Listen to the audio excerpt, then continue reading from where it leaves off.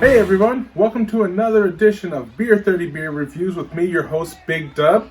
Before we get going, let's hit that subscribe, that like, the alert. Make sure you get everything ahead of time, and that way you can share and have everyone else enjoy this with me. Today we're going to go talking about temperatures. What do you mean? It's cold outside in winter? Yeah, it's cold. But no, I'm talking about the temperatures of your beers. Have you ever wondered, should my beer be served at a certain temp? Is it coming in warm? Why does it feel that way? To be honest with you, there is recommended serving temps, and not every beer is actually meant to be served ice cold. Most restaurants, their taps, they're coming in at 38 degrees. So whenever they say ice cold or frosty mugs, depending on the beer that you are drinking, that actually is worse for the beer, and you're not getting the full effect and full flavor of the beer itself.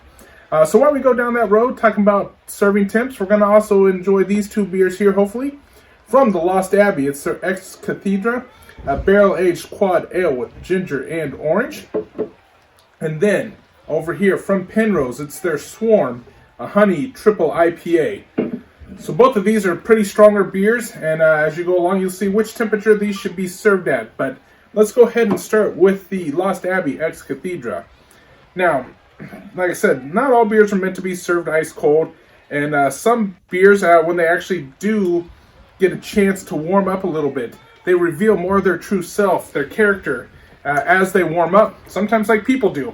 They have to warm up to you until you can really feel and see who they really are, and that's just like some beers themselves. It allows the aroma to start coming out, lets the full character to start coming out, so that's why. Oh, there we go. So, give that one a nice pour here.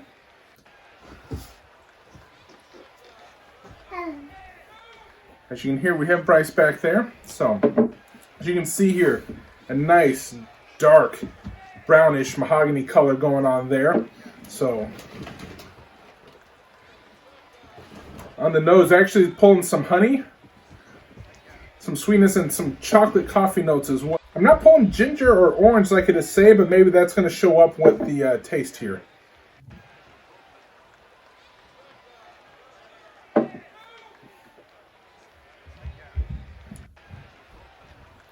No, I'm definitely getting... Oh, there it is. Okay, as it sits and lingers and went down the throat, the ginger and orange show up out of nowhere. I was about to say I'm not getting any of it whatsoever. I'm getting your basic quad tasting notes up front, a little of that chocolate, a little of the yeast and stuff, and then at the back end as it goes down, that ginger and that orange really kick in at the end there. It's not heavy on the mouth. It's not carrying the heavy ABV feel that you thought with the quad. So it feels real good. Goes down a lot smoother than it looks. It looks heavy, but it does not drink heavy at all. Also get a little chocolate notes as you drink it as well.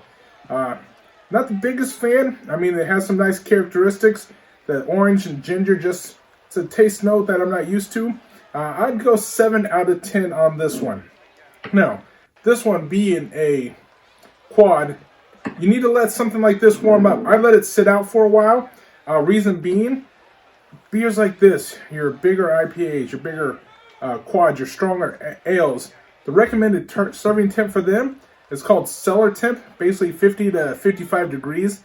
Like I said, that goes with all strong ales, your American ones, your Belgian ones, English bitters, Saison, and your sours and Scottish ales. So, if you ever go to a restaurant, bar, and they're like, hey, like I said, ice cold Bud Light, ice cold this. The reason those are getting served in that frosty temperature, it really mutes the aroma and it mutes the flavor, and it amplifies the carbonation tingle.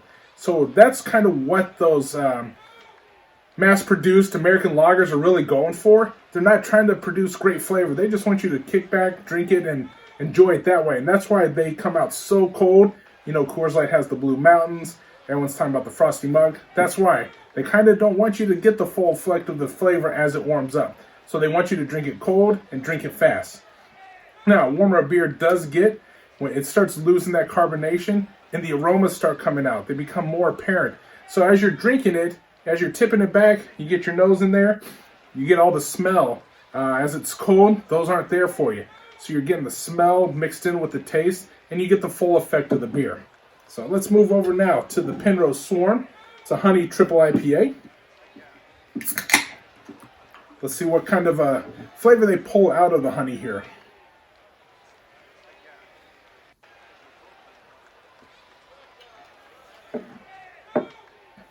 I like the golden flavor. Golden color to that. Almost see-through. It's not as heavy as you think, so good start there. Definitely get the hoppiness right up front on the nose. Not picking up any of the honey yet.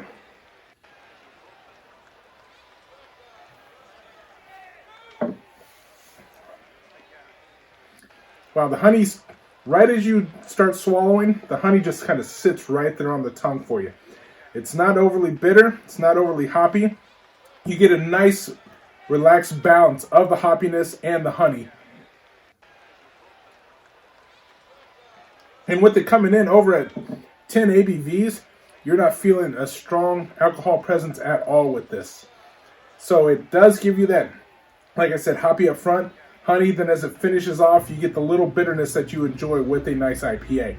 That's really, really good. Going 9 out of 10 for the Swarm. So, finish up everything. Rule of thumb when it comes to temperatures of beer. Stronger beer can and should be served a touch warmer than everything else. So, here you go. Very cold. Basically, temperatures 34 to 39. You're looking at your malt liquors and your mass-produced American lagers. Cold, range of 40 to 45. You're looking at your summertime style beers, your Hefeweizen, your Kolsch, your Pils, your wit beer, something to help you cool off from the heat. Then you go up to cool. You're looking at a 45 to 50 range on those. You're looking at your pale ales, IPAs, your porter stouts. As I said, cellars at 50 to 55. And then last is your warm, 55 to 60. That's your barley wines, your double IPAs, and your imperial stouts. Those are the best temperatures for those styles of beer. That's going to give you the full effect of the beer, the full aroma, the full flavor, and everything that the brewers had worked to produce and deliver for you on those beers. So think about that beforehand. Don't walk into a restaurant with a thermometer put in the glass. That looks silly. But if they are serving beers cold and you order an IPA, let it just kind of sit and rest on the table just for a little bit. Let it warm up just a little bit so you get that flavor. Same with a barley wine or a stout.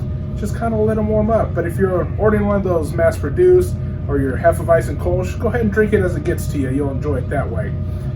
Hope you learned something. If you have any questions, feel free to ask them below. Until next time, everyone, cheers.